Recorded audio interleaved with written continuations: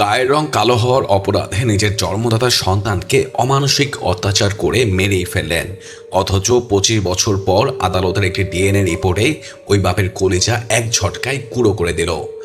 রাজা বংশের ভুবনম তার ফর্সা স্ত্রী ও বড় ছেলের মাঝে জন্ম নেওয়া কুচকুচে কালো দ্বিতীয় সন্তান কাসাম্মাকে কখনোই নিজের রক্ত বলে বিশ্বাস করেনি।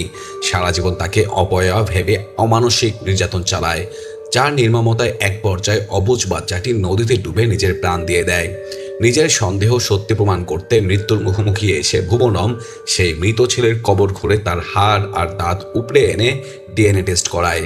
আদালতের কাঠগড়ায় দাঁড়িয়ে সে ভেবেছিল তার সন্দেহ জয়ী হবে, কিন্তু জজ যখন রিপোর্ট পড়ে শোনান যে 99% ডিএনএ তার সাথে মিলে গেছে, অর্থাৎ যে কালো বাচ্চাটিকে সে তিলে তিলে মেরেছে সেই ছিল ভুবনমের একমাত্র আসল সন্তান।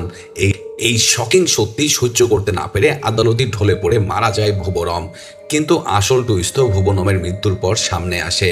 তার স্ত্রী আর ডাক্তার এমন দুটি গোপন সত্য উন্মোচন করে যা পুরোপুরি রাজপরিবারের ভিত্তি নাড়িয়ে দেয়। ভুবনমের যে বড় ছেলেকে সে কলেজের টুকরো ছেলে ভাবত, সে আসলে তার নিজের সন্তান ছিল কি? মাথা ঘুরিয়ে দেওয়ার মতো এই স্পাইন চিলিং মুভি ব্রেকডাউন দেখতে এখনই ভিজিট করুন আমার চ্যানেলটি, যেখানে এই ফুল মুভিটি এক্সপ্লেন করা আছে।